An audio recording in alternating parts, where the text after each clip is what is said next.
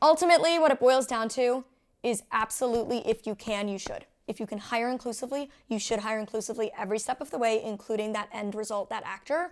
And it is absolute BS to say that good blind actors, that good disabled actors just don't exist. They do, they're out there, they're just not getting the opportunities they deserve.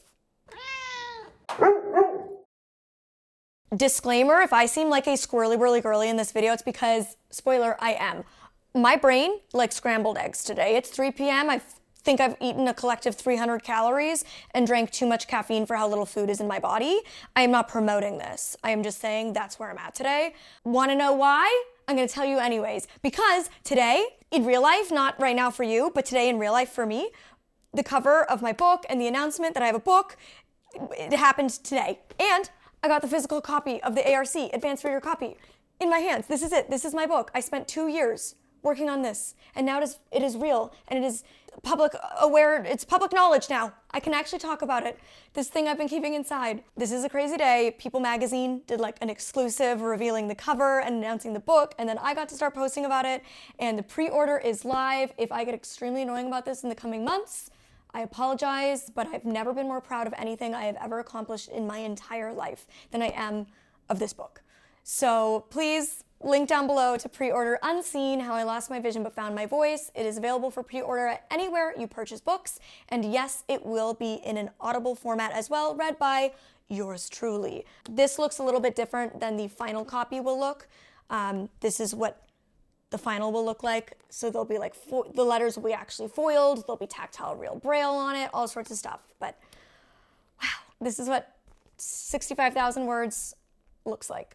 But I gotta film this video because guess what? In 36 hours, I'm on a plane. We're off to BC to see my parents for less than 48 hours, and then we're off on a 15-hour flight to Australia for 3 whole weeks. We are gonna be on the road for a month total, so we're pre-filming all of this, which is why you're seeing this weeks in the future from when I actually announced this. And yeah, so we gotta get this done because I gotta pack, I got so much to do. So here we are, and I'm actually really excited to film this video, mostly because I get to wear this sweater. Stop it right now. For those who can't see, this sweater looks like a very collegiate crew neck vibe. It's like a mottled light gray, and then in embroidered bold black letters, it says ADA. Otherwise known to us in the disability community, the Americans with Disabilities Act. Yes, I'm repping my human rights. That's right, friends. No better video to do that in than reacting to your disability hot takes. My boyfriend like pointed this out to me when we were at the gym the other day. Our gym has like a little store where they sell athleisure and stuff. And he was like, oh my God, that's so funny. And I was like, stop, I absolutely need to own that. Now, does this actually represent the ADA law? No. This is short for Adanola, which is the name of the brand who makes the sweater. But obviously to us in the community, nah, this represents ADA law. So I will be repping this a lot. And I'm kind of obsessed. And it's even funny that like it's high color contrast, it's bold letters, and it's tactile. It's inclusive, it's fully accessible. So get you some Adanola merch. I think they have like hats, other colorways of the sweater, sweatpants with ADA. Girl, we need to sell this brand out. Us disabled folks here in America need to sell out this random British brand called Adanola, and they won't know what's going on. They're gonna have a spike in their sales. They're gonna have a spike, but just for the ADA stuff, and they're gonna be like, what is going on? So anyways, shout out to this. I feel like we need to make this our merch collectively as a community. Yeah, as I said, what better video than reacting to your disability hot takes? I posted mine recently. I shared 4 of them, and girl, I was honestly like shaking in my boots to post that video. I was like, I don't know how this is gonna go because people might hate me after this, but I gotta speak my truth. It's what I do here on this platform. So I posted it, and I was so pleased with your response. All of you were like, we need more of this, and so many of you shared some awesome ones that I am going to react to. So without further ado, boyfriend, read the first disability hot take from one of Molly Burke's followers. Okay. Non-disabled people can play disabled characters sometimes if done right. That is hot and spicy. That is, I wish I could make a joke about like the scale of hot sauce spices, you know, but I'm not like hot saucy enough to understand the scale. Anyways, it's very far, it's ghost pepper. That's crazy hot. I've discussed this a lot, and actually, already getting annoying. I talk a lot about representation and media representation in this book. Like, that's definitely a major theme I talk about in my memoir. And I share some hot tea about Hollywood experiences I've had. So I have a lot of feels about this. It's hard to know where to start because I think, like most things in life, it's really nuanced. This is definitely one of those hot takes where there's going to be people on either side of the spectrum. I've heard all of the arguments before as somebody who's talked about this so extensively for so long and has so many disabled friends in the industry. I think that if they're going to do that, if you're going to not hire inclusively, you're going to hire a non-disabled actor to play the disabled character, they better be so freaking close to that cause. I want them to be a fellow minority with a lived minority experience. I want them to have a loved one who's disabled or a close friend. I want them to deeply understand the disability rights movement and our history.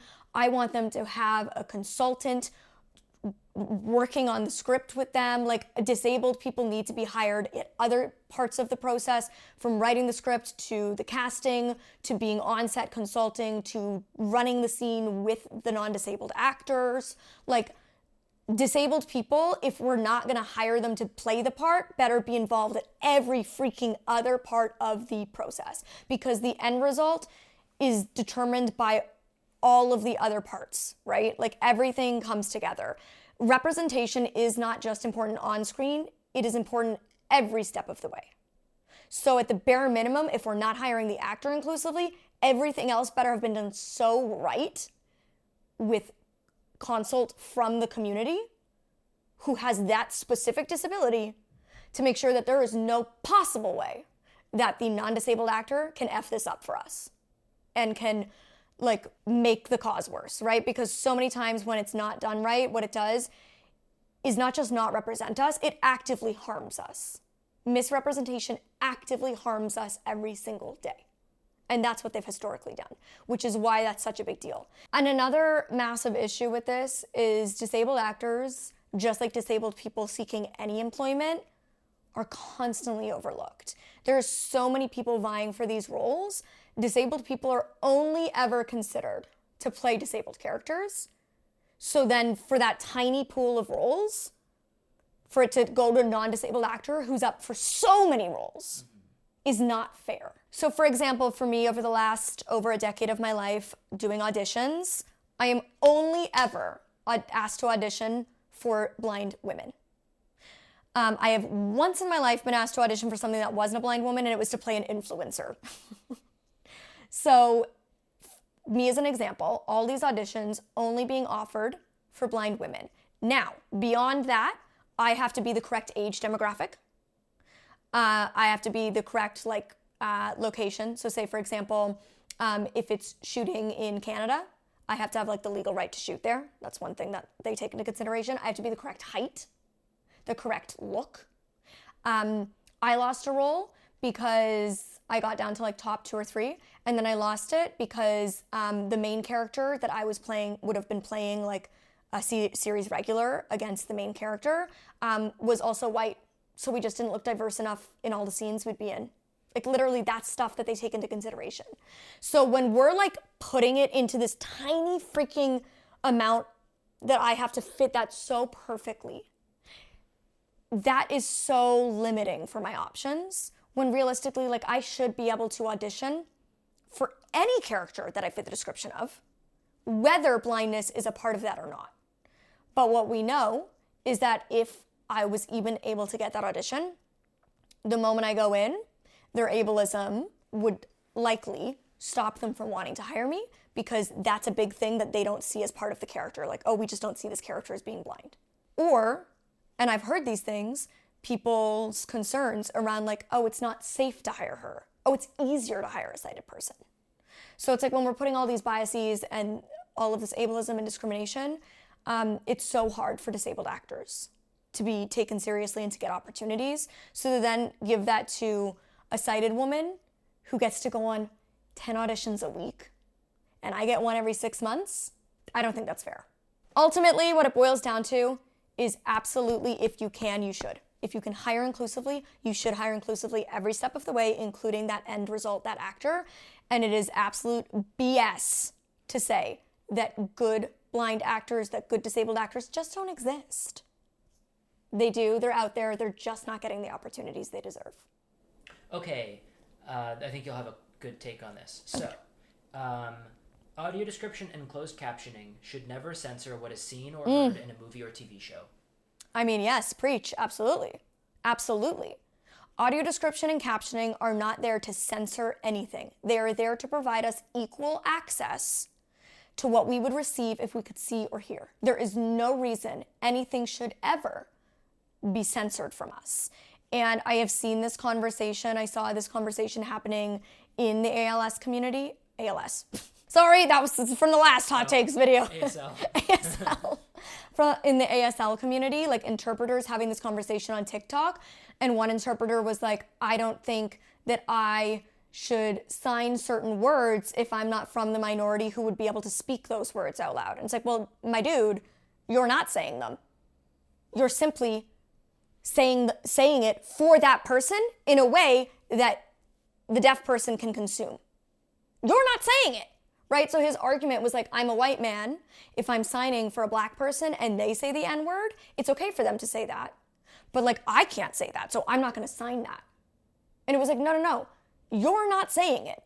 Like, you signing it is speaking as him in a language the other person can receive, can understand, can consume. Yeah, you're just translating. You're just translating. And the way that translation should be exact, so should ASL, and so should audio description. Point blank. Period. Next. Just because you don't receive disability payments from your state doesn't mean you're not disabled. I mean, yes, absolutely. This just makes sense. Like, for example, I don't receive disability support from the government, and lots of other disabled people don't because they don't qualify for some reason, whether that be like in my case, I financially am over the threshold, which frankly, like, I shouldn't be getting it. If I'm making the money that I'm making, I shouldn't be receiving it. That's fair. So there's plenty of people in the community who have been fortunate enough to find employment, so they don't qualify for that reason. There's also just rampant issues with people being denied, right? Like, many people with absolute valid disabilities get denied. I think it's like, I've heard from Americans, I've never applied for the American one, I wouldn't be able to qualify because I'm not American.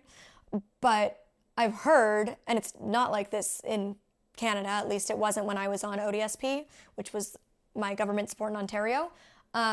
But I've heard in America from disabled folks that, like, absolutely you will get denied your first time applying. Even like all my blind friends who were on it told me they got denied. And it's like, that's a very highly easily provable disability. Blindness is like one of the most recognized obvious disabilities, right? It's like, you think of like deaf, using a wheelchair, blindness.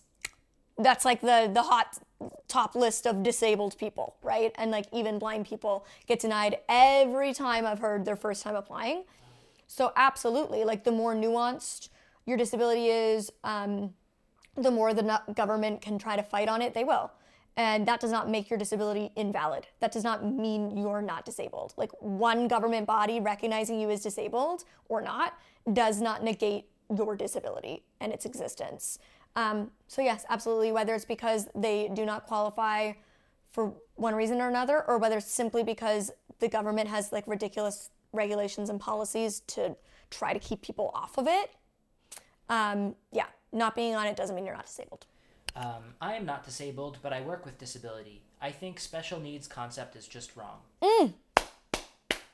Yes, girl. Okay. I was actually just preaching this to my boyfriend yesterday in the car. We had like a long drive in LA traffic, and I was talking about this, and I was like, I don't know if this is a hot take or not, but I feel like definitely, depending on what segment of the community you're in, you would find it a hot take, because special needs is a phrase used by, the education system, right? Special ed, special education. That's what it was called even in Canada when I was receiving my education. I was considered special ed. And I would say most common where I hear this is not from disabled people themselves saying, I have special needs. More often than not, I'm seeing non-disabled parents saying, I'm the mom of a special needs son, or I'm the parent of a child with special needs. That's where I see it a lot on social media. And I understand, I talk about this in my book, that oftentimes non-disabled parents are accidentally ableist because the world is. At large, the world is ableist. And so a lot of us as disabled people, if we're raised by non-disabled parents, like we're inherently raised in an ableist home, unless our parents go out of their way to do the work to unlearn and relearn. And in many of our cases, we have to do that. Later on in our own journeys, we have to untangle our own internalized ableism that has been instilled on us by an ableist world. And in my opinion, special needs is rooted in ableism as a term, as is differently abled, which I've done an entire video on differently abled, and honestly, I feel for the most part very similarly about special needs. And in my last hot takes video, I talked about how like banning terms and phrases isn't actually useful. This is a case where it's like, these are rooted in ableism and are furthering the ableist agenda. They're terms that shouldn't be used. I said that about differently abled in that video. Like, that's one I agree we should get rid of. The R word, get rid of it. But like, just being able to say see or walk to somebody who can't see or can't walk, banning that is like ridiculous. Or like poetic phrases like blind leading the blind, where it's like not literal, it's meant to be an interpretive phrase, is like stupid and harming us actively. But making sure that people are not choosing actively ableist language, I think is important to educate, to say like, hey, this is what it means when you say that. So my opinion is that my needs aren't special. My needs are just human needs, right? Like my needs are just Molly's needs. And all of us as humans, disabled or not, have basic needs, right? Across the board, like hydration. We need fluids. We need sleep. We need air. We need a heartbeat, blood flowing through our bodies. We need nutrition, whether it's consumed orally or otherwise. We need nutrition. Those are just like basic needs to survive. Then human needs differ person to person, right? So my boyfriend's more introverted. I'm more extroverted. He needs more alone time to recharge. I need more time socially to recharge. Those are different needs we have. He needs to wear glasses.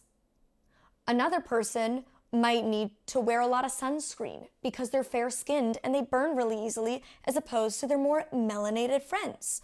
Like, we all just have different needs. Or if you look at like relationships, your current partner, their love language might be words of affirmation. That's a need for them to feel safe and comfortable in your relationship. But your last partner, their love language might have been acts of service. That's what they needed in the relationship. They have different needs. It doesn't make your current partner's needs special. It just makes their needs different. And that's like disabled people. My needs, I need a guide dog or a mobility aid of some kind, a cane, a guide dog, or sighted guide. I need mobility support. That's just simply one of my needs. Just like how I need more social time to recharge my battery. It's just Molly's needs. And it is so ableist to call our needs special. It others us further from society. It is, just like differently abled, I think a way of tiptoeing around the word disabled, which is not a dirty word, simply accurate. I cannot see. I do not have that ability. I am disabled in that way. I own that. It's not offensive to me. It's just factual. It's how words are intended to be used. It's why I prefer identity first language versus person first language. Because why? Every other identity, we use the identity first. Older brother, cis man, black woman, person who is blind. Why? Why did we switch it for us? My identity is not a bad thing.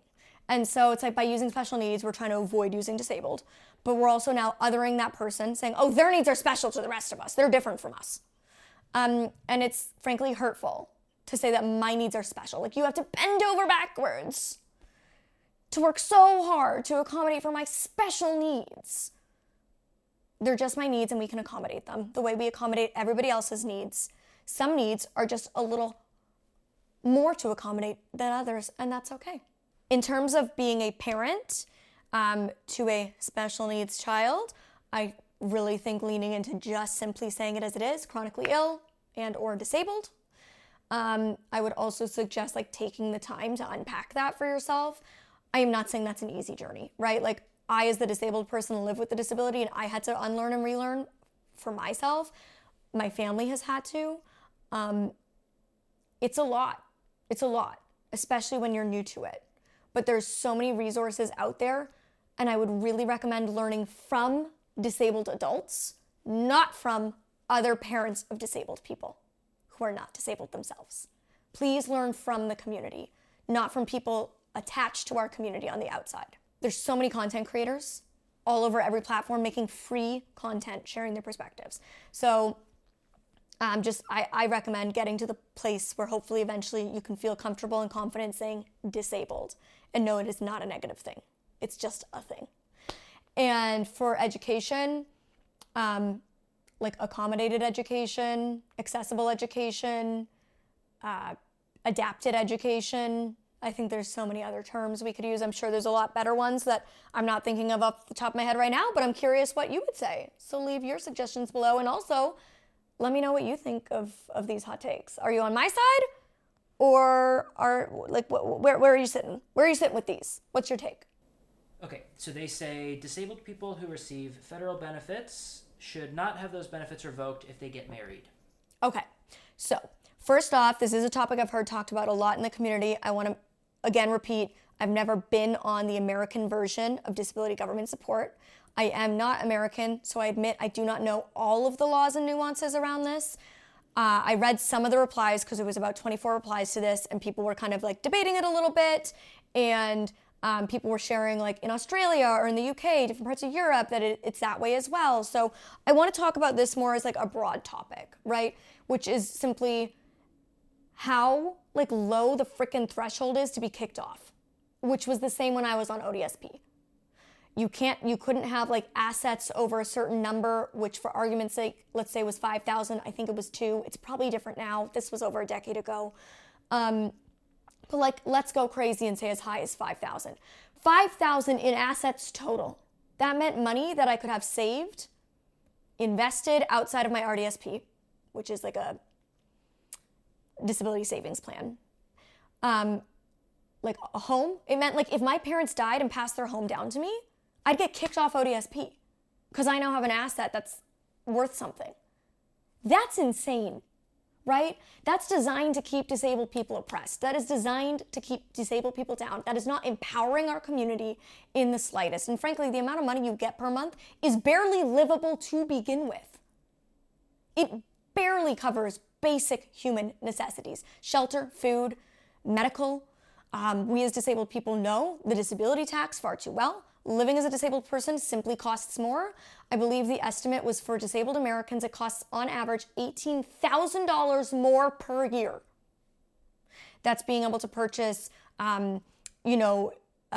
different accessible devices, equipment, medical needs, medications, assistance, anything like that you need to pay extra for. You're basically like not even making that when you're on disability from the government. So there's just so many issues I see with the system in general and how it's like we should be encouraged as disabled people to save, to build up assets, to be able to support ourselves. Because that's the only way we can ever hope to eventually get off of it. And then in terms of like the whole marriage thing, if this is true, which again, I've heard mixed things. If I was on government support and I married my partner and now I lose my only income, because let's not forget, if you start making any kind of money, they kick you right off of there. So I lose my only form of income, theoretically, because I can't work. So that was the income I needed. Now I'm fully reliant on my partner, which is dangerous on so many levels. That means I can way more easily be manipulated. It makes me vulnerable to abuse. It gets me stuck, potentially in a bad situation. It gives my partner more power over me, which as disabled people, if your partner plays any kind of caregiving role, which in many cases they do, you're already at their mercy for certain things. So then to be under their mercy for caregiving and financial and everything else, it puts a strain on even the best relationships. It's a really, really, really skewed dynamic. We need to give disabled people autonomy, and that includes having their own source of income, even if that means the only way they can receive it is through the government support because they cannot work due to medical needs. Okay, I think that was about enough hot takes for this video, but if you want more of this and you keep giving me some juicy takes, leave them in the comment section below and I can do a part 3 of this video and rant some more. I'm very intrigued to keep reading your comments. Thank you so much for watching. Don't forget to pre-order Unseen, How I Lost My Vision But Found My Voice, link down below.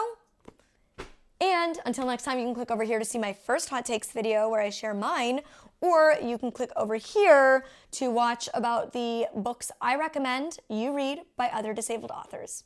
Bye.